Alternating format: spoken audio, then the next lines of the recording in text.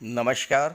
ज्योतिष शास्त्र में श्रद्धा और विश्वास रखने वाले सभी जातकों का पारलौकिक जगत चैनल में बहुत बहुत स्वागत है। आज के इस वीडियो में हम बात करेंगे मेष राशि के जातकों के लिए दिसंबर 2021 का महीना किन किन खुशियों की सौगात लेकर के आ रहा है, क्या होगा ग्रहों का प्रभाव और हम क्या कर सकते हैं ग्रहों को अपने अनुकूल करने के लिए। सबसे पहले मैं आपका परिचय आपसे कराऊंगा, यानी राशि के अनुसार आप में कौन कौन से नैसर्गिक गुण हैं, क्या क्या विशेषताएं हैं आपके भीतर, इसकी जानकारी आपको दूंगा। इसके बाद मैं आपकी इनकम, आपके लाभ, आपकी बचत, पारिवारिक सुख, संतान और शिक्षा, रोग, ऋण, शत्रु, पारिवारिक जीवन, भाग्य, कार्यक्षेत्र एवं विदेश, इन सब के बारे में विस्तार से चर्चा करूंगा। और वीडियो के अंत में आपको उपाय और सावधानियां भी बताऊंगा। सबसे ख़ास बात यह है कि आपकी कुंडली में शनिदेव शश महापुरुष राजयोग का निर्माण तो कर रहे हैं, लेकिन अष्टम भाव में मंगल, सूर्य और केतु का भी गोचर है। तो इसका क्या प्रभाव होगा, इस पर चर्चा करेंगे विस्तार से। चलिए वीडियो शुरू करते हैं। तो ये है मेष राशि के जातकों की कुंडली। आपके लग्न के स्वामी हैं मंगल, जो कि कुंडली के सप्तम भाव में गोचर कर रहे हैं। हालांकि मंगल 5 दिसंबर तक ही सप्तम भाव में गोचर करेंगे और इसके बाद कुंडली के अष्टम भाव में वृश्चिक राशि में गोचर करेंगे, जो कि मंगल की स्वराशि है। और स्वराशि में मंगल अत्यंत श्रेष्ठ फल देते हैं।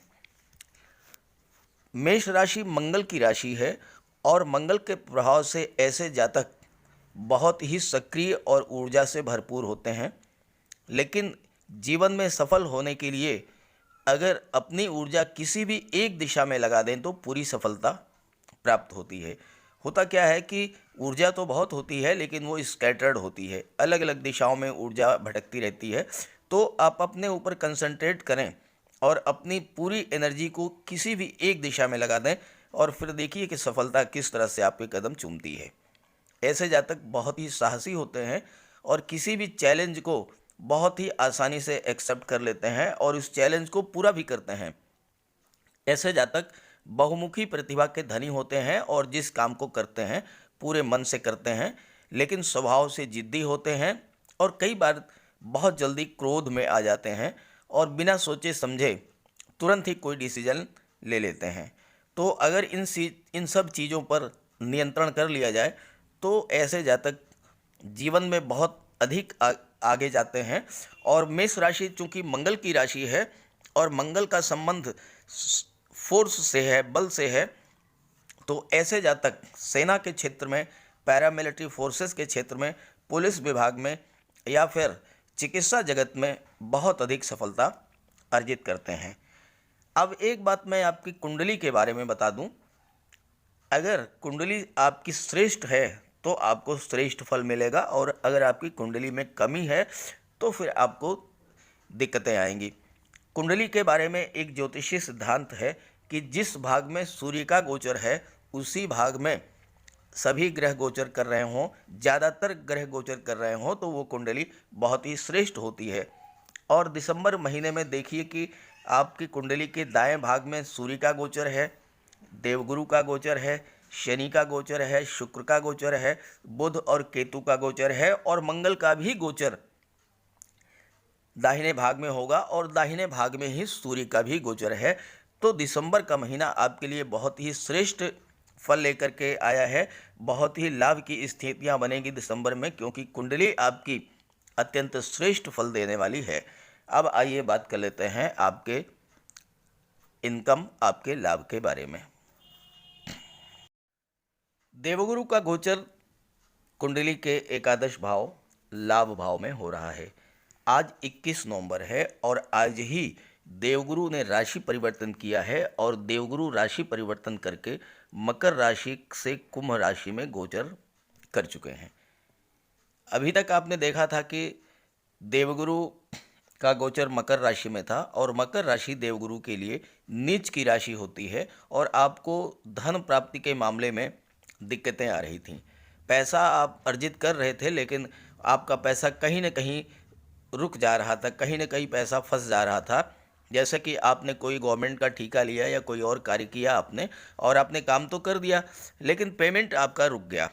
वो इसलिए हो रहा था चूंकि देवगुरु जो हैं वो नीच की स्थिति में थे, मकर राशि में नीच के होते हैं। लेकिन अब देवगुरु का गोचर आज से ही 21 नवंबर से कुंभ राशि में हो गया है, और ये 13 अप्रैल तक देवगुरु कुंभ राशि में ही गोचर करेंगे। यानी कि आपके एकादश भाव लाभ भाव में 13 अप्रैल तक देवगुरु का गोचर होगा। एकादश भाव लाभ का भाव है, और इससे धन के लाभ, संतान के लाभ, शिक्षा के लाभ का विचार किया जाता है। और देवगुरु एकादश भाव में बहुत ही श्रेष्ठ फल देते हैं, क्योंकि देवगुरु खुद धन के कारक हैं, तो आपको महाधनी बना देंगे। और साथ ही साथ आपकी कुंडली के भाग्य भाव में शुक्र का गोचर है, और शुक्र का गोचर धनु राशि में यानी देवगुरु की राशि में है, तो भाग्य का भी आपको सपोर्ट मिलेगा। आपकी धनोपार्जन की क्षमता में वृद्धि होगी। एक से अधिक स्रोतों से आपको धन का लाभ होगा। समाज के प्रतिष्ठित व्यक्तियों, धनवान व्यक्तियों से आपके संबंध मजबूत होंगे, और आप उनके सहयोग से धन कमाने के मार्ग पर निरंतर आगे बढ़ते जाएंगे।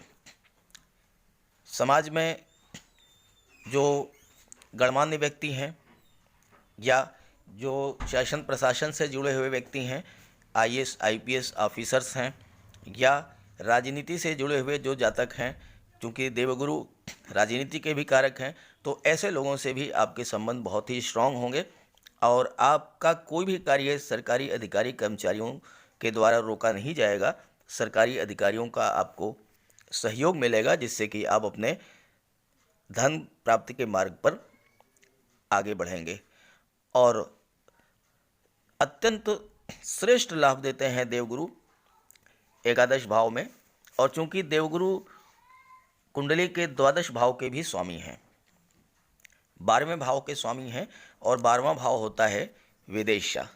तो देवगुरु आपको विदेश से भी धन का लाभ कराएंगे। विदेश से आपका एक्सपोर्ट इंपोर्ट का कोई व्यापार व्यवसाय है तो वहाँ से लाभ होगा। और देवगुरु की दृष्टि पंचम भाव पर पड़ रही है, देवगुरु की दृष्टि पराक्रम भाव पर पड़ रही है, और देवगुरु की दृष्टि सप्तम भाव पर पड़ रही है। इस पर आगे चर्चा करेंगे विस्तार से। फिलहाल ये है कि देवगुरु विदेश भाव के स्वामी हैं, तो आप हायर एजुकेशन के लिए विदेश में जाकर के सेटल हो सकते हैं, या फिर आपको जो है विदेश से धन का लाभ होने का प्रबल योग बन रहा है। और भाग्य भाव के भी स्वामी हैं देवगुरु, तो भाग्य का भी आपको सपोर्ट मिलेगा। जहाँ तक बात करें आपके बचत की, तो बचत द्वितीय भाव से विचार किया जाता है बचत का, और उसके स्वामी हैं शुक्र, और शुक्र स्वयं धन वैभव ऐश्वर्य के कारक हैं। तो ऐसी स्थिति में आपका निवेश गोल्ड में हो सकता है, प्रॉपर्टी में, शेयर में, या ज्वेलरी ऑर्नामेंट्स में हो सकता है। आप पैसा भी कमाएंगे और पैसे की बचत भी होगी।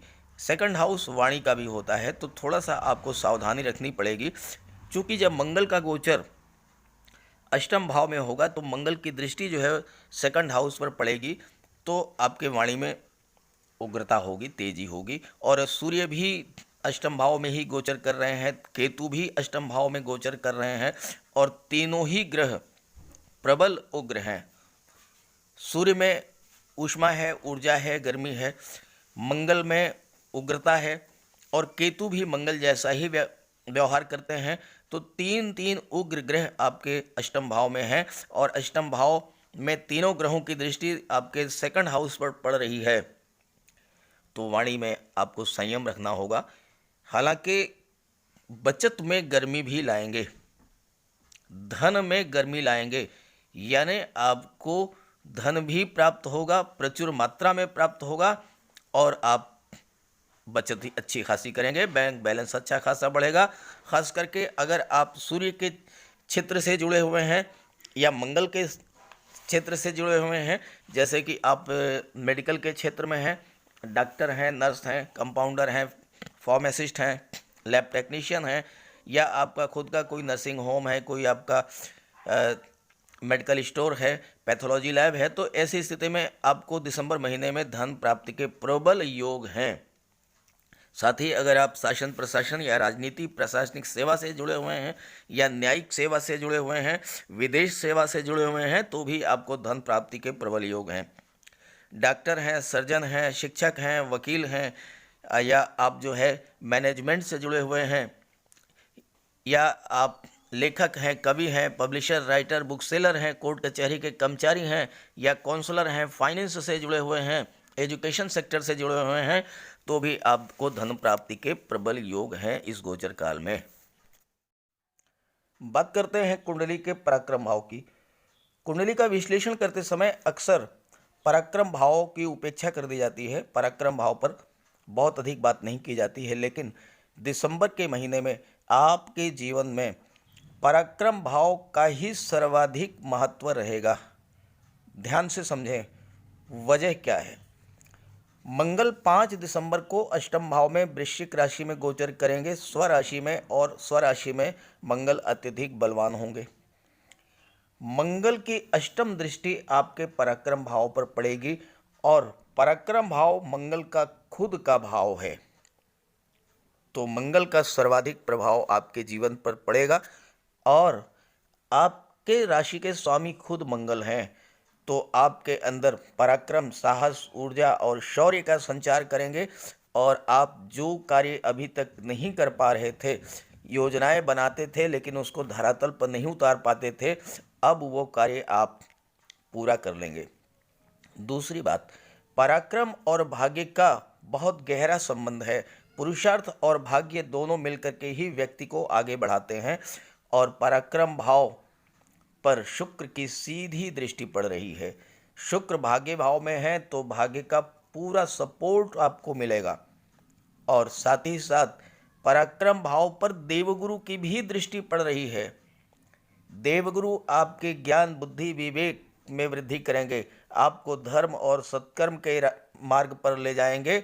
और पराक्रम भाव के स्वामी हैं बुध, और बुध भी 10 दिसंबर को भाग्य भाव में गोचर करेंगे, और बुध की सीधी दृष्टि आपके पराक्रम भाव पर पड़ेगी। तो इस तरह से पराक्रम भाव पर देवगुरु, मंगल, शुक्र और बुध और सूर्य का भी प्रभाव पड़ेगा। 16 दिसंबर को सूर्य भाग्य भाव में गोचर करेंगे, तो सभी महत्वपूर्ण ग्रहों का प्रभाव आपके पराक्रम भाव पर होगा, और इसलिए दिसंबर के महीने में पराक्रम भाव ही आपके जीवन में सबसे इम्पॉर्टेंट रोल प्ले करेगा।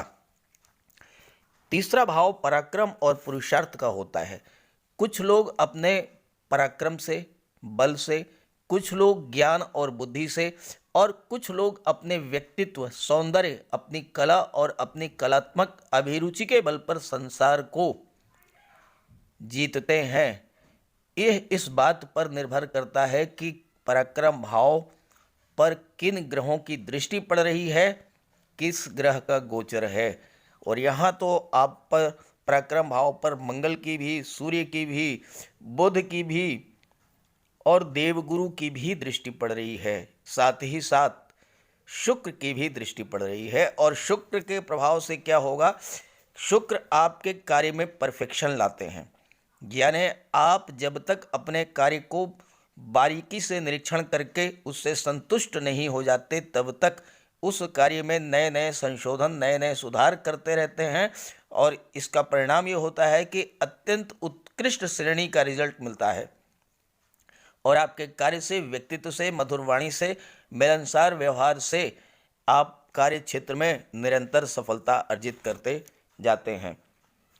जो लोग सरकारी नौकरी, प्रशासनिक सेवा, न्यायिक सेवा या राजनीति के क्षेत्र में हैं, या विदेश सेवा में कार्य कर रहे हैं, या डॉक्टर हैं, सर्जन हैं, वकील हैं, शिक्षक हैं या मैनेजर हैं, ऐसे जातकों के लिए कार्य करने का ये सर्वोत्तम समय है।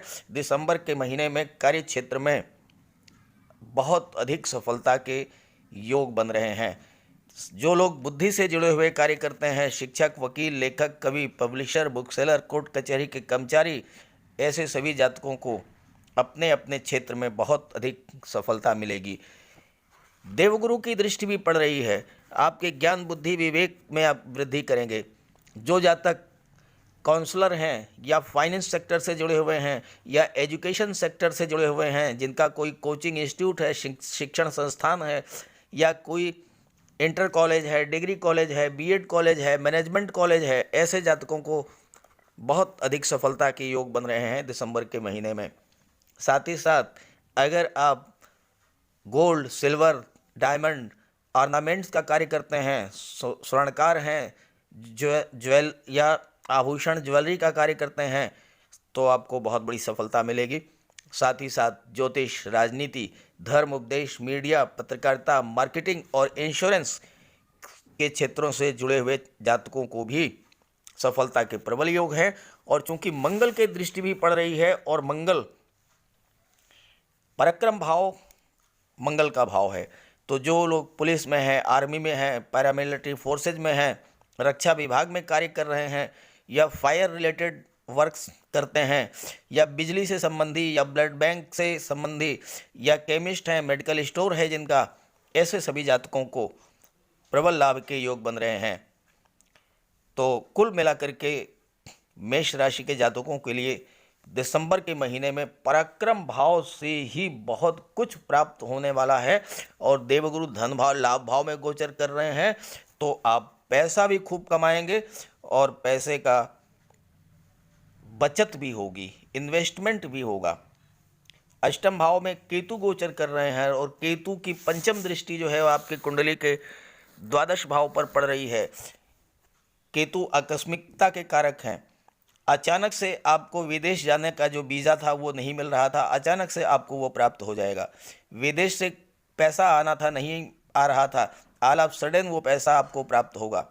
आकस्मिक रूप से विदेश से प्रबल धन लाभ होने के योग हैं दिसंबर के महीने में। अब आइए बात कर लेते हैं सुखों के बारे में और संतान और शिक्षा के बारे में।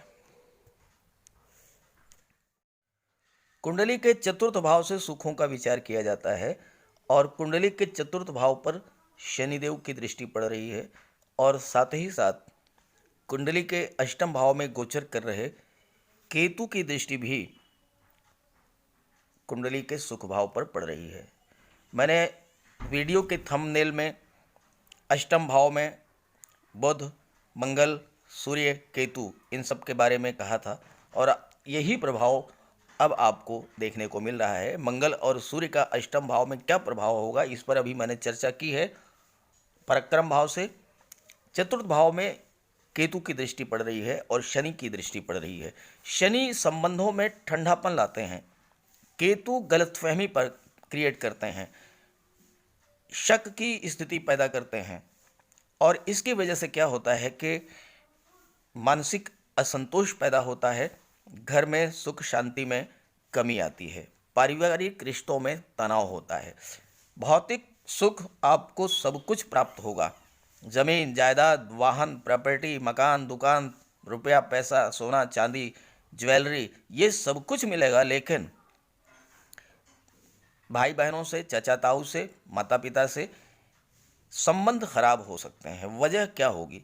आप अपने परिवार के लिए, अपने भाई बहनों के लिए, माता पिता के लिए सब कुछ करेंगे, लेकिन उन्हें ये ऐसा लगेगा कि आप उनके लिए कुछ नहीं कर रहे हैं। उनके अंदर एक गलतफहमी पता नहीं किस वजह से पैदा हो जाएगी और ये केतु की वजह से होता है, राहु की वजह से होता है। राहु और केतु ऐसे दो ग्रह हैं जो कि इस तरह की स्थितियां उत्पन्न करते हैं। तो इसकी वजह से आप अपने आप पर नियंत्रण रखें, अपने आप पर कंट्रोल कर लें, तो फिर आप जो है अपने परिवार को संभाल ले जाएंगे। अब बात करें पंचम भाव संतान और शिक्षा के बारे में। कुंडली के पंचम भाव से संतान और शिक्षा का विचार किया जाता है और संतान और शिक्षा के भाव के स्वामी हैं सूर्य और देवगुरु की दृष्टि पड़ रही है पंचम भाव पर। पंचम भाव में देवगुरु अति विशिष्ट कारक होते हैं और अत्यंत शुभ फल प्रदान करते हैं। गोचर में पुत्र, वाहन, सुख, घर, पत्नी, आभूषण, ज्वेलरी ये सब प्राप्त कराते हैं देवगुरु। संतान प्राप्ति के प्रबल योग हैं। देवगुरु संतान के कारक हैं और देवगुरु 13 अप्रैल तक एकादश भाव में ही गोचर करेंगे और देवगुरु की दृष्टि पंचम भाव पर पड़ेगी तो 13 अप्रैल तक संतान प्राप्ति के प्रबल योग हैं। और अगर आप संतान के लिए प्लानिंग कर रहे हैं तो आपको उसमें भी सफलता प्राप्त होगी। देवगुरु विवाह के भी कारक हैं। अगर आप अविवाहित हैं तो विवाह के योग बन रहे हैं। और इस गोचर काल में अगर संतान होती है तो पुत्र प्राप्ति के योग बन रहे हैं। और संतान आपकी विलक्षण प्रतिभा की धनी होगी। जन्म के साथ ही आपका भाग्योदय होगा। और विवाह इस गोचर काल में होता है तो उच्च शिक्षिता पत्नी धनाढ़ ससुराल प्राप्त होगी और पत्नी भी अर्निंग मेंबर होगी, धार्मिक प्रवृत्ति की होगी और सहयोगी नेचर की होगी। पंचम भाव शिक्षा का भी होता है। आप में ज्योतिष, लेखन, साहित्य, दर्शन, शास्त्र में रुचि होगी। पंचम भाव लव रिलेशंस को भी स्ट्रॉन्ग करता है, जो बाद में मैरिज में कन्वर्ट हो जाता है। धन के मामले में भी सफलता मिलती है। सरकारी अधिकारियों का सहयोग प्राप्त होगा। रुके हुए कार्य बनेंगे आपको। नौकरी की प्राप्ति होगी और व्यवसाय में उन्नति का सबसे बेहतर समय है। शेयर से भी आपको लाभ होगा। पंचम भाव के स्वामी सूर्य हैं और सूर्य सरकारी नौकरी और शासन प्रशासन के कारक हैं। तो अगर आप शासन प्रशासन, प्रशासनिक सेवा, न्यायिक सेवा या विदेश सेवा के लिए प्रयासरत हैं तो आपको सफलता प्राप्त होगी। साथ ही साथ अगर आप IT sector, software, computer, engineering या मैनेजमेंट की पढ़ाई कर रहे हैं या आप कला, विज्ञान, वाणिज्य से पोस्ट ग्रेजुएशन कर रहे हैं तो आपको सफलता मिलेगी। आप शिक्षक बनना चाहते हैं या वकील बनना चाहते हैं और आप उसकी तैयारी कर रहे हैं तो आपको सफलता मिलेगी। प्रतियोगी परीक्षाओं की अगर आप तैयारी कर रहे हैं तो उसमें भी आपको सफलता के प्रबल योग हैं। साथ ही साथ अगर आप आर्ट, म्यूज़िक, एक्टिंग, लेखन, अभिनय, पत्रकारिता या सोशल मीडिया, इन सब क्षेत्रों से जुड़े हुए हैं तो भी आपको सफलता के प्रबल योग हैं। और अगर आप प्राइवेट सेक्टर में काउंसलर हैं या फाइनेंस का कार्य करते हैं या ब्याज बट्टा गिरवी ब्रोकरेज का कार्य करते हैं, शेयर मार्केट, करेंसी से जुड़े हुए हैं तो उस स्थिति में भी आपको सफलता के प्रबल योग हैं, क्योंकि देवगुरु जो हैं वो लाभ के भाव में हैं और हर तरह का लाभ आपको प्राप्त कराएंगे। धन का लाभ, शिक्षा का लाभ, संतान का लाभ, मान सम्मान, पद और प्रतिष्ठा का लाभ। कुंडली के छठे भाव से रोग, ऋण और शत्रुओं का विचार किया जाता है और इसके स्वामी है बुध। बुध का गोचर 10 दिसंबर तक अष्टम भाव में है और वृश्चिक राशि में है। तो वृश्चिक राशि में चूंकि बुध का गोचर शत्रु राशि में है, इसलिए आपको 10 दिसंबर तक विशेष सावधानी बरतनी होगी। बुध कमज़ोर हैं, शत्रु राशि में है, तो आपको एलर्जी या इन्फेक्शन या स्किन संबंधी डिजीज़ या मौसमी बीमारियां आपको हो सकती हैं। बुध पीड़ित होते हैं तो शारीरिक कमजोरी की स्थिति आती है। तो ऐसे में आप बुध का उपाय कर लें। बुध के उपाय पर मैंने एक वीडियो अपलोड किया है, उसका लिंक दे दे रहा हूं, आप वहां से देख लीजिएगा, उसे समझ लीजिएगा। बुध का विचार आप कर लेंगे तो आपको राहत मिलेगी।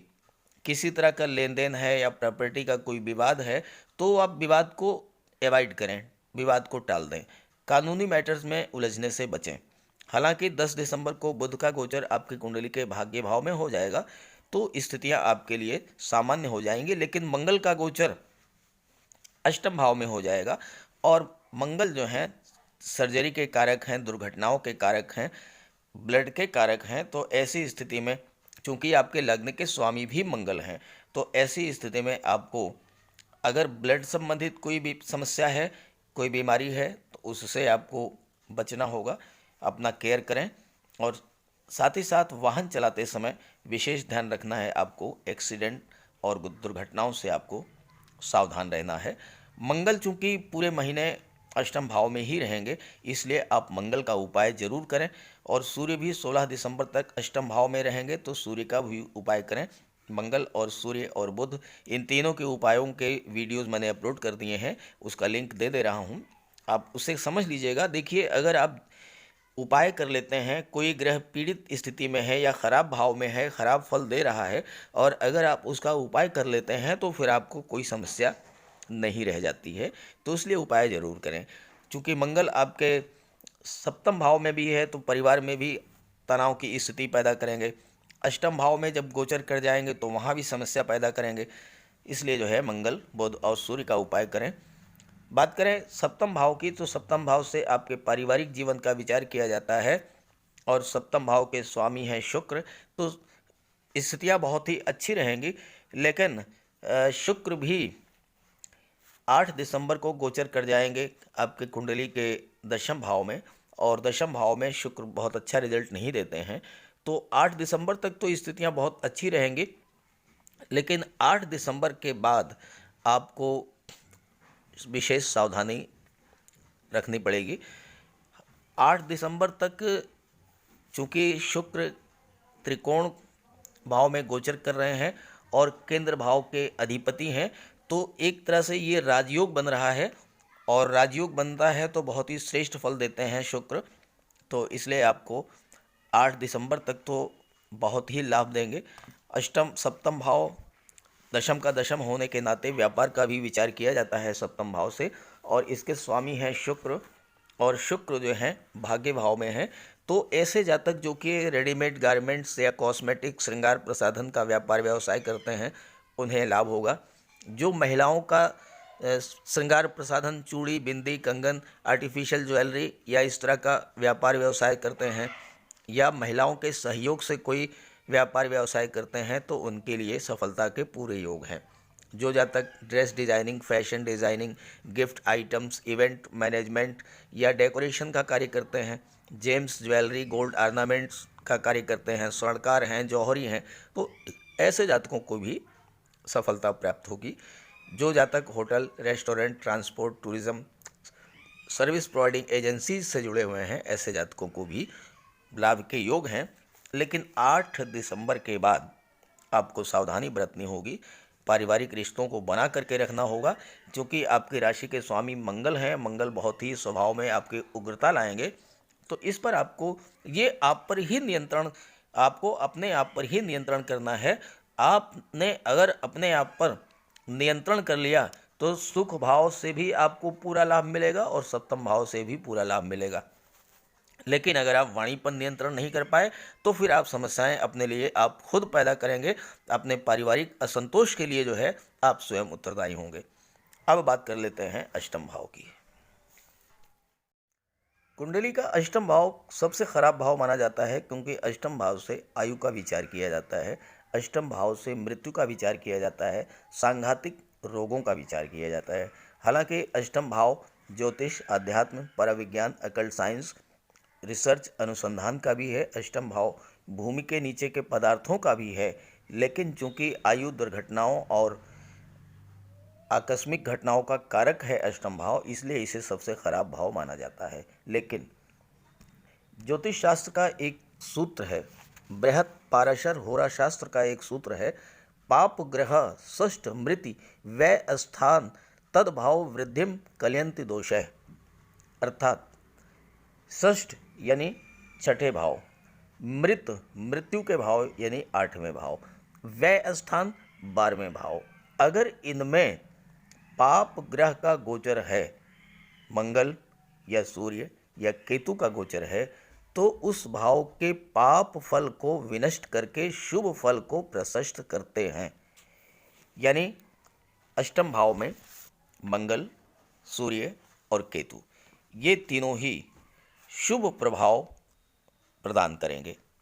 अब अष्टम भाव चूंकि फोर्स का होता है, मंगल फोर्स के कारक होते हैं, तो जो जातक सैन्य क्षेत्र में कार्य कर रहे हैं, चाहे आर्मी में हो, एयरफोर्स में हो, नेवी में हो, या पैरामिलिट्री फोर्सेज में हो, या फिर पुलिस विभाग में हो, ऐसे जातकों को मंगल के प्रभाव से कार्य क्षेत्र में सफलता मिलेगी, लाभ होगा।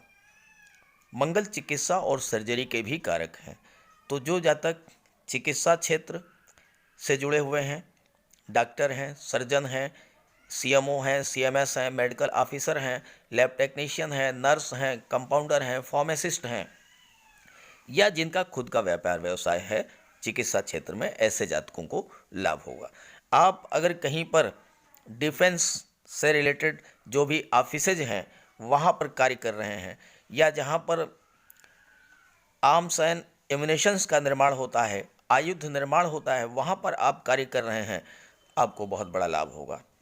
आप फायर ब्रिगेड से जुड़े हुए हैं, या आप इंजीनियर हैं, इलेक्ट्रिकल इंजीनियर हैं, मैकेनिकल इंजीनियर हैं, तो भी मंगल के प्रभाव से आपको श्रेष्ठ फल प्राप्त होगा। और केतु मंगल के प्रभाव को बढ़ा देते हैं, तो इसलिए आपको इन सब क्षेत्रों से जुड़े होने पर लाभ की स्थितियां आपके लिए बन रही हैं। हालांकि चूंकि मंगल ब्लड और सर्जरी के कारक हैं, एक्सीडेंट्स के कारक हैं, तो आपको वाहन चलाते समय विशेष सावधानी रखनी होगी दिसंबर के महीने में। साथ ही साथ ब्लड से रिलेटेड जो डिजीज़ हैं उससे आपको सावधान रहना होगा, क्योंकि उग्र ग्रह कितना भी शुभ फल दें लेकिन थोड़ी बहुत तो अपने भाव का प्रभाव दे ही जाते हैं। इसलिए आप जो है, और जैसा मैंने बताया कि मंगल, सूर्य और केतु, बुध, मंगल, बुध और सूर्य, इनका उपाय कर लें ज़रूर। इसका वीडियो मैंने अपलोड किया है, लिंक दे दिया है। अब भाग्य भाव के बारे में तो बात कर ही ली है, अब आइए बात कर लेते हैं दशम भाव के बारे में, कर्म भाव के बारे में, जहाँ पर शनि का गोचर है। शनिदेव का गोचर आपकी कुंडली के दशम भाव में हो रहा है, और शनिदेव केंद्र के भाव में हैं, स्वराशि के हैं, इसलिए शश महापुरुष राजयोग का निर्माण कर रहे हैं। शश महापुरुष राजयोग अत्यंत श्रेष्ठ राजयोग है, और शनिदेव जब ये राजयोग का निर्माण करते हैं तो आपको उत्तम स्वास्थ्य प्रदान करते हैं, लंबी आयु प्रदान करते हैं, स्वभाव आपका अत्यंत परिश्रमी होता है, और किसी भी बात के पूर्ण और सटीक विश्लेषण की क्षमता आपके अंदर होती है, छिपे हुए रहस्यों को जानने की अद्भुत क्षमता होती है, क्योंकि शनिदेव अष्टम भाव के कारक हैं। शश योग व्यक्ति को जीवन के हर क्षेत्र में सफलता प्राप्त कराता है। आप जो भी कार्य कर रहे हो, चाहे वो गवर्नमेंट जॉब हो, प्राइवेट जॉब हो, व्यापार व्यवसाय हो, ज्योतिष हो, शिक्षण कार्य हो, या आप कारपोरेट जगत से जुड़े हुए हैं, हर क्षेत्र में उच्च सफलता दिलाता है। शश योग व्यक्ति को जीवन में बड़े सरकारी अधिकारी, अभियंता, जज, वकील और राजनीति के क्षेत्र में उच्च पद प्राप्त कराता है। शनि कंस्ट्रक्शन के कारक हैं, भूमि भवन संबंधी कार्यों में सफलता दिलाते हैं। अगर आप प्रॉपर्टी डीलिंग, रियल इस्टेट या कंस्ट्रक्शन वर्क से जुड़े हुए हैं, या आप mines and minerals, petroleum, diesel, gas, chemical products या मेडिसिन्स का कार्य कर रहे हैं, या आपकी फार्मा कंपनी है कोई, या आप डॉक्टर हैं या सर्जन हैं, तो आपको अपने अपने कार्य क्षेत्र में शनिदेव राजयोग बना रहे हैं और बहुत बड़ी सफलता आपको प्राप्त कराएंगे। सबसे बड़ी बात यह है कि एक से अधिक व्यवसाय से आप धन अर्जित करेंगे। शश योग व्यक्ति को उच्च कोटि के आध्यात्मिक गुरु, योगाचार्य, वक्ता, कथाकार्य, ज्योतिषाचार्य बनाता है, और धन संपत्ति समृद्धि अचानक ही प्राप्त होती है। जिन जातकों की कुंडली में शश योग का निर्माण होता है वो जीवन में शीर्ष तक पहुंचते हैं। हालांकि परिश्रम कराते हैं शनिदेव, बहुत अधिक परिश्रम कराते हैं, लेकिन आपको टॉप तक पहुंचा देते हैं। जैसे कैबिनेट मंत्री हैं, राज्यपाल हैं, विदेश सेवा से जुड़े उच्च पदस्थ अधिकारी हैं, आईएएस आईपीएस ऑफिसर्स हैं, बड़े बिजनेसमैन हैं, इंडस्ट्रियलिस्ट हैं, ये सभी शश योग के कारण बनते हैं। तो कुल मिलाकर के दिसंबर का महीना आपके लिए बहुत ही श्रेष्ठ रहेगा। लेकिन जैसा मैंने बताया है कि आप मंगल का, बुध का और सूर्य का उपाय कर लें और वाणी पर नियंत्रण रखें, तो आप वह सब कुछ प्राप्त कर लेंगे जो आप पाना चाहते हैं। सभी ग्रहों की कृपा दृष्टि आप पर बनी रहे, इसी भावना के साथ आप सभी का बहुत बहुत धन्यवाद। नमस्कार।